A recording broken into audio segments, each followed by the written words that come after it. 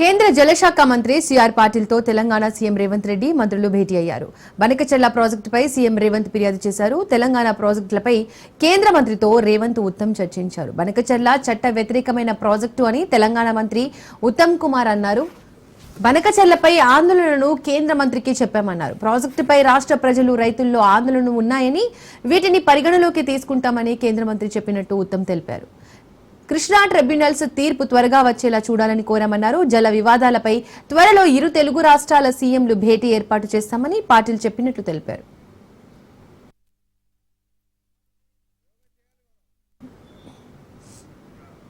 Godavari Banakacherla project విషయంలో రెండు తెలుగు రాష్ట్రాల మధ్య రాజకీయం హాట్ గా మారింది. ప్రాజెక్టు విషయంలో టెక్నికల్, లీగల్, పొలిటికల్ 3 పద్ధతుల్లో పోరాటం చేస్తామని సీఎం రేవంత్ రెడ్డి వ్యాఖ్యానించారు. ఈ నేపథ్యంలో సీఎం చంద్రబాబు స్పందించారు. ఎవరిపైనా పోరాడాల్సిన అవసరం లేదని, కూర్చొని మాట్లాడుకుంటే సమస్యలు పరిష్కారం అవుతాయన్నారు. సముద్రంలో కలిసే నీళ్లు వాడుకుంటే అభ్యంతరం ఎందుకని, తెలంగాణతో తాను ఎప్పుడైనా గొడవ పడ్డానా, ఏపీ తెలంగాణ ఎవరి శక్తి మేరకు వాళ్లు ప్రాజెక్టులు కట్టుకుందామని, మిగిలిన నీటినే వాడుకుందామని స్పష్టం చేశారు.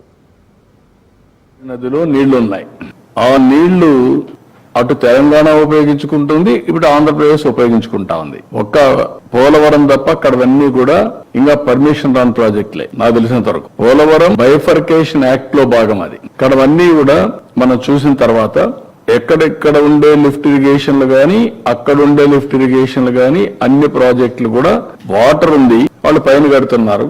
ఇక్కడ మనం ఏం చేస్తున్నాం అంటే ఇక్కడ నుంచి నీళ్లు ఇంకొక బేసిన్ తీసుకుపోతున్నాం, వాళ్ళు ఇంకొక బేసిన్ తీసుకెళ్లారు. నేను చాలా సార్లు చెప్పాను ఈ విషయం. దాని ప్రకారమే ఇప్పుడు ఎన్ బ్లాక్ గా తీసుకుంటున్నాం.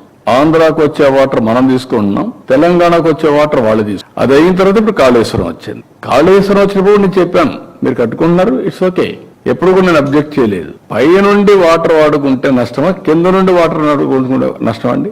ఇది సముద్రంలో పోయే నీళ్లు వేస్ట్ అయ్యే సముద్రంలో పోతుంది. మీరు ఎక్కడ వాడుకుంటున్నారు? పైన నుంచి మీరు ఆ నీళ్లు వాడకపోతే ఎక్కడికి వస్తుంది? ఎవరన్నా రీచ్ చేస్తే ఆ పాయింట్ రీచ్ చేస్తారు. నేను ఎప్పుడు రీచ్ చేయను. తెలంగాణ గాని, ఆంధ్ర గాని, తెలుగు కమ్యూనిటీ ఎందుకు మనం ఇష్యూస్ చేసుకుంటున్నాం? అమికబుల్ గా ఇచ్చి పుచ్చుకునే ధోరణిలో సముద్రంలో పోయే నీళ్లు మీరు వాడుతున్నారు, వాడండి. దానికి చట్టబద్ధ కావాలంటే గవర్నమెంట్ ఆఫ్ ఇండియాలో కూర్చొని మాట్లాడుకుందాం. అంతేగాని ఇష్యూ చేయడం ఎక్కడ లాజిక్ అంటున్నాను నేను. అంటే చట్టం గాని, న్యాయం గాని అందరికీ సమానంగా ఉంటాయి. నేను ఎవరితో గొడవ పెట్టుకోను. రాష్ట్ర హితం కోసం ఎవరితోనైనా పోరాడతా. ప్రజాహితం కోసం నా పోరాటాలు ఉంటాయి తప్ప వ్యక్తుల కోసం కాదు. ఒకవేళ ఒకరు మాట్లాడగట్టు నువ్వే మాట్లాడతా అంటే కరెక్ట్ కాదు. అందరం కలిసి అక్కడ తెలంగాణ అభివృద్ధి కావాలి, ఆంధ్ర అభివృద్ధి కావాలి.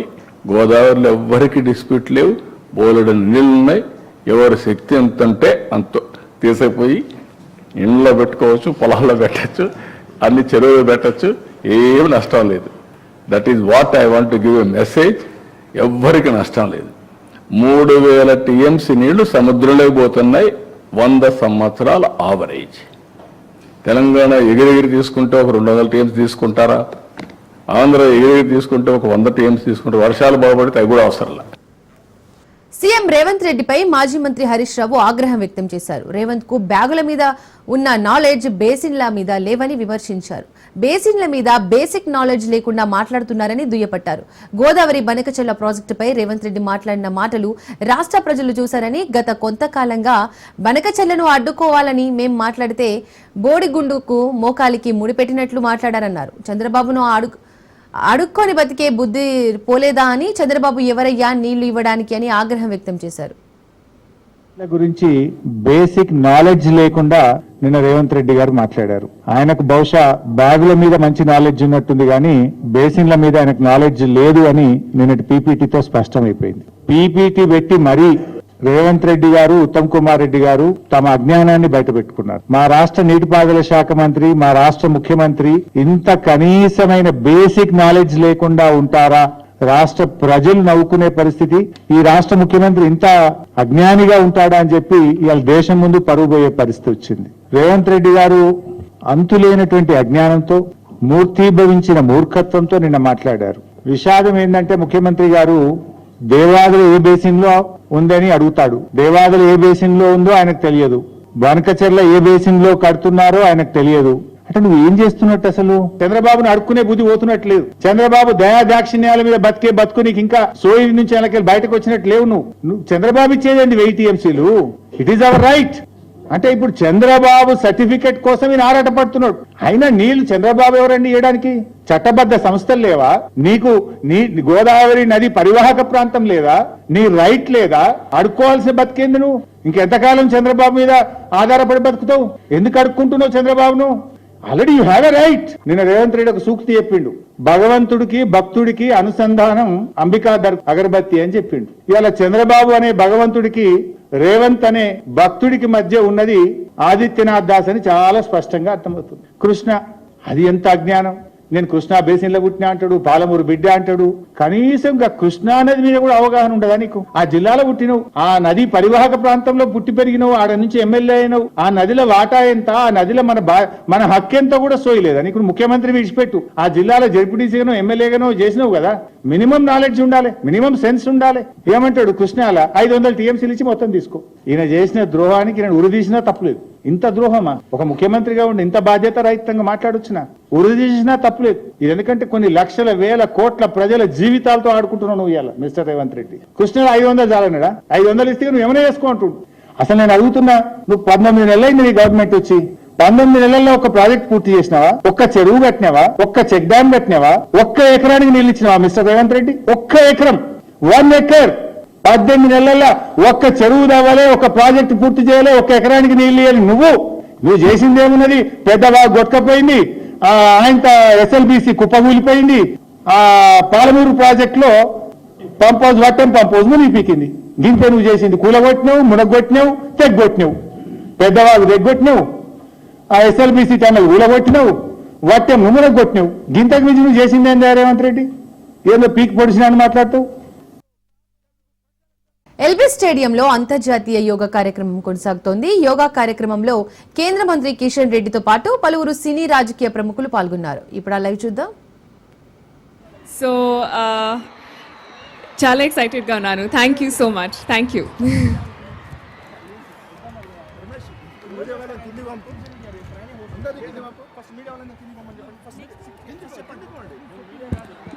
మీడియా వారందరినీ కూడా దయచేసి స్టేజ్ దిగవలసిందిగా రిక్వెస్ట్ చేస్తున్నాము. Requesting all the media people to please kindly get down the stage. So దయచేసి అర్థం చేసుకోండి, మీడియా వాళ్ళందరినీ కూడా స్టేజ్ దిగవలసిందిగా రిక్వెస్ట్ చేస్తున్నాము. Now requesting Shri Venkaiah Naidu Garu, Honorable former Vice President, to please kindly address the gathering. Come on Hyderabad, join your hands together.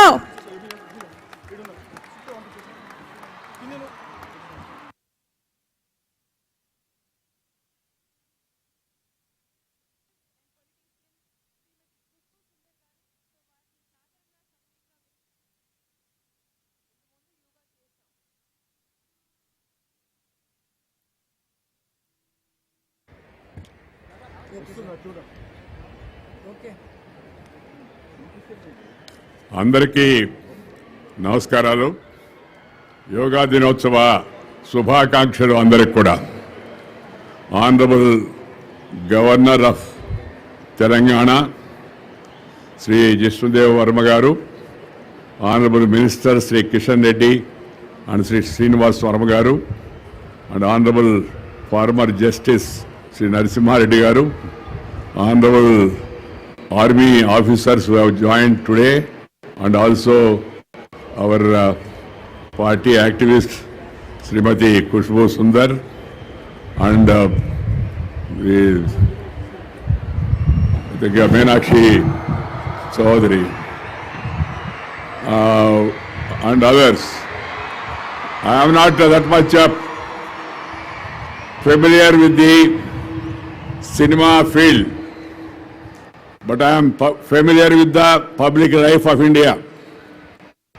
I know who is who, what is what. My dear friends, today we all joined here to celebrate International Yoga Day, Curtain Raiser, because tomorrow is the International Yoga Day declared by United Nations of Organization. And Prime Minister Sri Narendra Bhai Modi has taken the lead. We should feel proud. He took the lead and the UNO agreed it. Now 182 countries are now following yoga across the world. 182 countries. India leads. My dear youngsters, this is an important occasion in everybody's life to participate in such a mega event. And I am happy that the youngsters of Hyderabad and the people of Bhagyanagar, they have all responded to the call given by Honorable Minister Sri Kishan Reddy, who took initiative to organize this grand function. I am very happy about it. Everywhere you are all there. I don't want to make a big speech, it will be small because this is not time for speech. Yoga అంటే ఏమిటి? యోగా వలన నాకేమొస్తుంది sir అని అడిగాడు ఒక అతను నాతో. యోగా వలన నువ్వు యోగ్యుడు అవుతావా చెప్పాను. मुझे क्या मिलेगा योगा करने से, ऐसा उन्होंने सवाल पूछा मेरे से. मैंने उन्हें कहा योगा करने से आप योग्य बनाओगे. और उससे क्या है, योग्य बनाने माने कोई मामूली विषय नहीं है. That means you will be fit for anything, for everything. All mentally, physically, you will be fit. If you are physically fit, then mentally you will be all right. That is the saying. ఈ రోజు పని ఒత్తిడితో అందరూ సతమవుతూ అవుతున్నారు. The modern day life, there is tension without reason. People suffer with tension, no attention, no retention. They will be doing only pretension, as if everything is all right and all.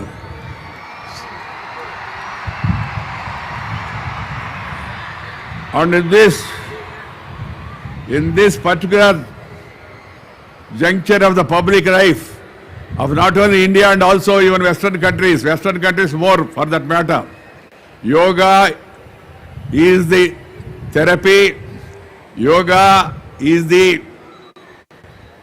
medicine, yoga is the remedy for all the problems, and yoga will really help you, teach you how to be normal, how to be all right. Keeping that in mind, I would call upon the people to join this program in large number. And then this is not a one-day program. It's not a one-day event for a camera or for general public and all. Yoga should be part of your life. మన జీవితంలో యోగా ఒక భాగస్వామ్యం కావాలి. ప్రతి ఒక్కరూ యోగా తయారు చేయాలి. యోగా చేసినందువల్ల అందరూ యోగ్యులుగా తయారై భారతదేశాన్ని మరింత శక్తివంతమైన దేశంగా ముందుకు వెళ్ళాలని చెప్పి నేను మనవి చేస్తా ఉన్నాను. So it should be taken as a mission, not for commission, no remission, no omission, passion for the nation. Then have this mission of yoga. That is my advice to all the youngsters. ఒకే భూమి ఒకే ఆరోగ్యం కోసం యోగా అనే పేరుతో ప్రధానమంత్రి గారు ఇచ్చిన పిలుపుకి ఇవాళ దేశవ్యాప్తంగా కనీ విని ఎరుగని రీతిగా అన్ని రాష్ట్రాల్లో కూడా మనకు సన్నాహాలు మొదలైనవి. మన పక్కనున్న ఆంధ్రప్రదేశ్లో తెలుగు రాష్ట్రంలో మాన్యులు ముఖ్యమంత్రి ప్రధానమంత్రి గారు రేపు వచ్చి ఆ యోగా డే కార్యక్రమాల్లో పాల్గొంటున్నారు. మనం ఒకరోజు ముందుగానే భాగ్యనగరంలో ఇక్కడ యోగా కార్యక్రమాన్ని వాళ్ళ ఒక రకమైన ఆ ఇంగ్లీషులో చెప్తుంటారు కదా, కట్ అండ్ రైజర్ అని, ముందుగా మనం ఈ కార్యక్రమాన్ని వాళ్ళు పెట్టుకున్నాం. సంతోషం. ఈరోజు ప్రజలందరూ శాంతితో ఆరోగ్యంతో ఉండాలనేదే మన యొక్క లక్ష్యం. ప్రపంచ ప్రజలందరూ, మనమే కాదు ప్రపంచ ప్రజలందరూ కూడా ఆరోగ్యంగా ఉండాలనేది మన లక్ష్యం. అందుకని ఈ సంకల్పాన్ని తీసుకొని మనం ముందుకు వెళ్ళాలి. యోగా అనే పదానికి మన పెద్దలు విస్తృత అర్థాన్ని చెప్పారు. యోగా అంటే ఇంద్రియాలను వశం చేసుకోవడం, యోగా అంటే మానసిక శక్తులను ఏకం చేయడం, యోగం అంటే ఏకాగ్రతను సాధించడం, యోగం అంటే ఆత్మశక్తిని మేలుకొల్పడం, యోగం అంటే సాధన చేయడం, అంతిమంగా యోగం అంటే మానవత్వాన్ని సాధించడము. అది అంతిమ లక్ష్యం. తత్వశాస్త్రంలోని 6 దర్శనాల్లో యోగ దర్శనం కూడా ఒకటి. భగవద్గీతలోని ప్రతి అధ్యాయాన్ని కూడా మనం కానీ గమనిస్తే దాని యోగమని అంటారు. ఈ సందర్భంగా ఆది యోగి పతంజలి మహర్షిని స్మరించుకోవడం మనందరి యొక్క ధర్మం. వారు అక్షరబద్ధం చేసిన పతంజలి యోగ సూత్రాలు సర్వకాలాలకు ఆచరణీయమైనవి. యోగ చిత్తవృత్తి నిరోధ అని పతంజలి మహర్షి ఆ రోజుల్లో తెలియజేశారు. యోగ అంటే చిత్త వృత్తులను ప్రవృత్తులను నిగ్రహించడమే అని దాని యొక్క భావం. చిత్తం అంటే మనసు, వృత్తి అంటే పనిచేసి ఆ మనస్తత్వం, ప్రవృత్తి అంటే. అందువల్ల వీటిని నిగ్రహించడం అవుతుందో అది చాలా ముఖ్యం. అభ్యాసం వైరాగ్యం ద్వారానే చిత్తవృత్తులను నిరోధించడం సాధ్యమవుతుందని పెద్దలు చెప్తారు. అభ్యాసం అంటే అవసరమైంది నేర్చుకోవడం, వైరాగ్యం అంటే అనవసరమైన దాన్ని విడిచిపెట్టడం. అవసరమైన దాన్ని నేర్చుకోవడం, అలాగే అనవసరమైన దాన్ని విడిచిపెట్టడం, ఈ రెండు కూడా చాలా ముఖ్యమని చెప్పని, అది శారీరకంగానే కావచ్చు మానసికంగా కావచ్చు, దాన్ని పాటించడం చాలా అవసరం. ఇప్పుడు ఎందరో మానసిక శాస్త్రవేత్తలు చెప్తున్నారు, పతంజలి మహర్షులు చెప్పడమే కాదు. ఇప్పుడు ఈ రోజుల్లో అందరూ ఎవరినైనా సైకాలజిస్ట్కి వెళ్తే, మీరు ఎవరిదైనా ఫిలాసఫర్ దగ్గరికి వెళ్ళినా వాళ్ళందరూ ఈ విషయాలు చెప్తున్నారు. ఈ భారతదేశం మీద జరిగిన విదేశ దాడులు మన సంపదలను హరించడమే కాకుండా మన కళలను శాస్త్రాలను మన నుంచి దూరం చేసే ప్రయత్నం చేశారు. ఆ నలంద విశ్వవిద్యాలయం పైన వాడు బక్తియార్ ఖిల్జీ దాడి చేసి వేలాది పుస్తకాలు అక్కడ ధ్వంసం చేశాడు. దేశంలో అనేక దేవాలయాలు మందిరాలు కూడా కూల్చివేశారు. దేశంలో మన యొక్క ప్రార్థనా స్థలాలను కూల్చివేశారు. అలాంటి పరిస్థితి నుంచి మళ్ళా తిరిగి తేరుకొని మనం ముందుకు వెళుతున్నాం. మళ్ళా శక్తివంతమైన దేశంగా తయారవుతున్నాం. మన దేశంలో ఉన్న శాస్త్రజ్ఞులు, నిజంగా మనం శాస్త్రజ్ఞులకు జేజేలు పలకవలసింది. ఆపరేషన్ సింధూర్ ఇవాళ ప్రపంచం అంతా ఆవిడ విస్తుపోతుంది. ఆపరేషన్ సింధూర్ అంటే ఎంత ప్రిసిషన్తో, ఎంత నేర్పుతో, ఎంత ఓర్పుతో, ఎంత కూర్పుతో చక్కగా వెళ్ళి స్థావరాన్ని గురిపట్టి సరిగ్గా వాళ్ళకి తగినట్టుగా చూసి పక్క వాళ్ళకి కూడా తగలకుండా మళ్ళా 22 నిమిషాలు రావడం ప్రపంచ చరిత్రలోనే ఇది అద్భుతమైన ధైర్య సాహసోపేతాలతో కూడిన కార్యక్రమం అని చెప్పి మనం చేస్తాను. ఆర్మీ దానికి ఎంత ముఖ్యమో సైంటిస్టు శాస్త్రజ్ఞులు కూడా ఎవరైతే మనకి ఇలాంటి Sri M. Venkaiah Naidu ji, former Vice President of India, Sri G. Kishan Reddy Garu, Honorable Union Minister of Steel and Coal, Government of India, Sri Bhupati Raju Srinivasa Verma, Union Minister of State for Heavy Industries, Steel and Government of India, other dignitaries on the stage, yoga enthusiasts, friends, namaste and warm greetings to everyone gathered here. It gives me immense pleasure to join you this morning at this grand event, the 24-hour countdown to the International Day of Yoga 2025. Being jointly organized by the Ministry of Coal and Mines and the Ministry of Steel under the dynamic leadership of Honorable Union Minister for Coal and Mines, Sri G. Kishan Reddy ji. As we stand together at this historic LB Stadium, we are united in spirit and purpose to celebrate yoga, a timeless gift from India to the world. The theme this year is One World, One Health. Resonates deeply within all of us. It reminds us that personal well-being and planetary health are deeply interlinked. When we nurture our own body and mind, we also contribute to the well-being of our communities and environment around us. Yoga is not just a form of physical exercise. It is a way of life, a journey towards inner peace, discipline and harmony. It connects our body, mind and soul, enabling us to face life challenges with calm and clarity. Born in India, yoga has become a global practice, transcending boundaries, languages and cultures. We all remember the difficult years of the COVID-19 pandemic. Amid the crisis, It is yoga, Ayurveda, pranayam that provides millions with strength and solace. India, true to its civilizational values, reached out to the world, not just with vaccines under the Vaccine Maitri initiative, but also with ancient wisdom rooted in wellness and compassion.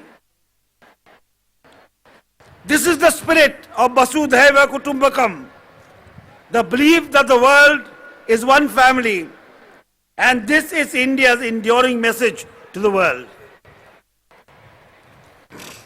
On this occasion, I offer heartfelt appreciation to our Honorable Prime Minister, Sri Narendra Modi ji, whose visionary leadership led to the recognition of the 21st June as the International Day of Yoga by the United Nations in 2014. Today, yoga is celebrated across continents, in cities and villages, in schools and offices, in parks and homes, humanity in the pursuit of health, harmony and inner strength. Let us remember, the essence of yoga lies in daily practice. As we count down to June 21st, let us resolve to make yoga not just a once-a-year celebration, but a lifelong habit, embraced with sincerity, practiced with devotion, shared with others.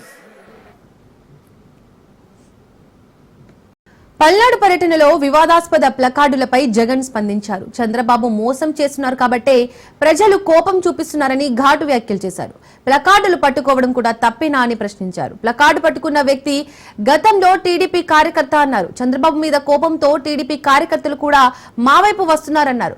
రపారపా నరుకుతామనేది Pushpa సినిమాలో dialogue అని, ప్లకార్డులో cinema dialogue రాయడం కూడా తప్పేనా అని జగన్ ప్రశ్నించారు.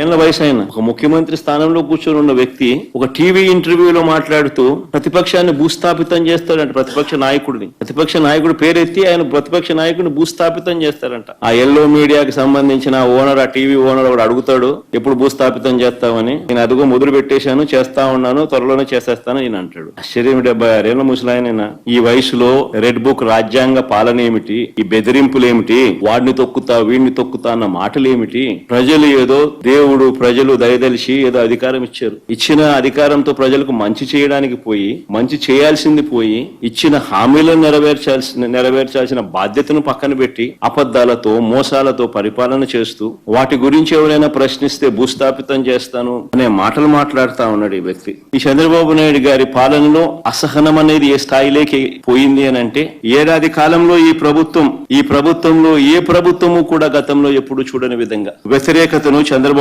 నాయుడు గారు ఈరోజు చూస్తా ఉన్నారు. సంవత్సరం తిరిగే నాటికల్లా ఒక ప్రభుత్వం, ఒక రాష్ట్ర ప్రభుత్వం ఇంత తీవ్రమైన వ్యతిరేకత ప్రజల్లో చోటు చేసుకోవడం అన్నది, ప్రజల మనసుల్లో చోటు చేసుకోవడం అన్నది బహుశా దేశ చరిత్రలోనే కూడా తక్కువైన అరుదైన పరిస్థితులేనేమో. అంత తీవ్రమైన వ్యతిరేకత చంద్రబాబు నాయుడు గారి ప్రభుత్వం మీద కనిపించిన పరిస్థితులు. ఇలాంటి నేపథ్యంలో చంద్రబాబు నాయుడు గారు తాను చేస్తా ఉన్న డైవర్షన్ పాలిటిక్స్ నుంచే కాకుండా చంద్రబాబు నాయుడు గారి ప్రతి మాటలోనూ కూడా అసహనం కూడా కనిపిస్తా ఉంది. అందుకే నియంతగా తాను మారి అణిచివేత అన్న పదానికి నిజంగా ఒక నిర్వచనంగా చంద్రబాబు నాయుడు గారు ఈరోజు తయారయ్యారు. అసలు ప్రజలను లేదా మా పార్టీ కార్యకర్తలను పరామర్శించడం అన్నది ఒక ప్రతిపక్ష నాయకుడు చేస్తే తప్ప అని అడుగుతా ఉన్నా. గంగమ్మ జాతరలో టేళ్ల తలకాయలు కోసినట్టు రపా నరికేస్తాం, అదొక పోస్టరా?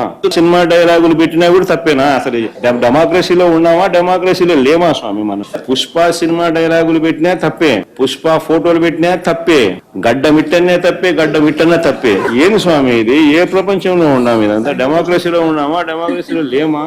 అరెస్ట్ చేసిన వ్యక్తిని సుప్రీంకోర్టు రాజ్యాంగంలోని ఆర్టికల్ 32 కింద విచక్షణ అధికారాన్ని ఉపయోగించి ఇమీడియట్లీ రిలీజ్ చేయమని చెప్పి ఆదేశాలు ఇచ్చింది. ఇదే కొమ్మినేని శ్రీనివాస్ ను. అంటే చంద్రబాబు నాయుడు గారి చెంప మీద ఇదొక చెంప చెల్లుమనిపించినట్టు కాదా? అదే కేసులో సాక్షి కార్యాలయాలన్నీ ఈ మాదిరిగా తెలుగుదేశం పార్టీ కార్యకర్తలందరి చేత ఈ మాదిరిగా దగ్ధం చేస్తే దీనికి గవర్నమెంట్ లో ఉన్న చంద్రబాబు నాయుడు బాధ్యుడు కాదా? ఆర్టికల్ 32 ప్రకారం తనకున్న విచక్షణ అధికారాన్ని ఉపయోగించి విడుదల చేయమని చెప్పి ఆదేశాలు ఇచ్చి చంద్రబాబు నాయుడు నాయుడు చెంప చెల్లు అనిపించిన సుప్రీంకోర్టు మరి అదే కేసులో సాక్షి కార్యాలయాలను ఇంత దారుణంగా దగ్నం చేస్తా ఉంటే, మీడియా గొంతు నొక్కే ప్రయత్నం చేస్తా ఉంటే, మరి చంద్రబాబు నాయుడు గారు దీంట్లో దోషి కాదా? ఒక ముఖ్యమంత్రిగా ఉన్న వ్యక్తి చేయాల్సిన పనేనా ఇది? ఇది తప్పుడు సాంప్రదాయం కాదా? రేపొద్దున ఇదే సాంప్రదాయం కొనసాగితే రేపొద్దున ఎవరైనా బతుకుతారా? ఇతను విచ్చలవిడి రౌడీజం కాదా ఇది? జగన్ చుట్టూ ఉన్న వారినందరినీ కూడా బెదిరించాలి, భయపెట్టాలి. మోడస్ ఆపరాండా ఒకటే, చిన్న చిన్న వ్యక్తులను కొట్టడం, భయపెట్టడం, లేదా ప్రలోభాలు పెట్టడం, వాళ్ళ చేత తప్పుడు వాంగ్మూలాలు తీసుకోవడం, అంతే. ఇంకా వీళ్ళని అరెస్ట్ చేయడం. మోడస్ ఆపరాండా అన్నిటికీ ఇవే మోడస్ ఆపరాండా. అన్ని తప్పుడు కేసులు, తప్పుడు ఆలోచనలు, తప్పుడు పనులు. సూపర్ 6లు చేసేశాను, సూపర్ 7లు చేసేశాను, 143 హామీలు నెరవేర్చేశానంటూ ఊదర కొడతా ఉన్నాడు. ఆయన ఎల్లో మీడియా, ఆయన సోషల్ మీడియా అబద్ధాలను ప్రమోట్ చేస్తూ, ఎవరైనా సూపర్ 6 ఏమైంది అని అడిగితే, ఎవరైనా సూపర్ 7 ఏమైంది అని అడిగితే వారి నాలుక మందం అంటాడు అని బెదిరిస్తాడు. మళ్ళీ అది కూడా ఎవరైనా అడిగితే కూడా నీ నాలుక మందం అని ముందే బెదిరిస్తా ఉన్నాడు. నేను అడుగుతా ఉన్నా ఇదే చంద్రబాబు చేసేస్తానని చెప్తా ఉన్నావు. నీ నాలుక మందము ఎవరైనా ప్రశ్నిస్తే మీ నాలుక మందం అని చెప్పి మీరు అడుగుతా అని మీరంతకు మీరే బెదిరిస్తా ఉన్నారు కదా. మరి నేను అడుగుతా ఉన్నా, నిరుద్యోగ యువతకు నెలకు 3,000 రూపాయలు ఇస్తానన్నారు, అంటే సంవత్సరానికి 36,000. నేను అడుగుతా ఉన్నా, ఎంతమందికి ఇచ్చినారు 36,000 అని అడుగుతా ఉన్నా. 36,000 ఇస్తానని చెప్పినోడు కనీసం ఒక్క పైసా కూడా ఇవ్వకుండా అన్ని నేను చేసేశాను, సూపర్ 6 చేసేశాను, సూపర్ 7 చేసేశాను, ఎవరైనా కూడా ఇంకా సూపర్ 6 సూపర్ 7 చేయలేదా అని అడిగితే వాళ్ళ నాలుక మందం అని చెప్పి బెదిరించడం ధర్మమేనా అని అడుగుతాను, మోసం కాదని అడుగుతాను. జగన్ పర్యటనలో చోటు చేసుకున్న పరిస్థితులపై మంత్రి పయ్యావుల కేశవ్ స్పందించారు. అరాచక వాదులను వెంట పెట్టుకుని భయానక వాతావరణం సృష్టిస్తున్నారని ఆగ్రహం వ్యక్తం చేశారు. రాజారెడ్డి రాజ్యాంగం అమలు చేశామంటూ ఫ్లెక్సీలే పెడుతున్నారని ఆరోపించారు. ఈ క్రమంలో గత 5 ఏళ్ల అరాచక పాలనకు ప్రజలు రప్పారప్ప నరికేశామన్నారు మంత్రి పయ్యావుల. రప్పారప్ప నరుకుతామనే ఫ్లెక్సీని ఖండించాల్సింది పోయి సంతోషం అంటున్నారంటే హింసను ప్రేరేపించడం కాదా అని ప్రశ్నించారు. అందరినీ సమీకరించి, అదేదో సినిమాలో ఉంది కదా, అందరినీ సమీకరించి ఒక నగరం మీద పట్టు కోసం ప్రయత్నం చేసినట్టు నువ్వు ఈ రాష్ట్రం మీద భయపెట్టి నడపాలనుకుంటున్నావు. ఇవన్నీ కూడా చాలా ఆర్కెస్ట్రాడ్. మీరు ఈ టూర్ లో రప్ప నరికేస్తామనంటే సంతోషం అంటావు. నువ్వు ఒక మాజీ ముఖ్యమంత్రిగా నువ్వు ప్రెస్ మీట్ లో దాన్ని ఖండించాల్సింది పోయి, ఇది మాకు సంబంధం లేదు, ఈ ఆలోచన కాదు, ఇది మా భావజాలం కాదు అని చెప్పాల్సింది పోయి సంతోషం నరికేద్దాం అంటున్నాడు కదా, సంతోషం అంటున్నాడు అని అంటే ఏం చెప్పదలుచుకున్నావు సమాజానికి? హింసని ప్రేరేపించడం కాదా? రాష్ట్రంలో రౌడీలందరూ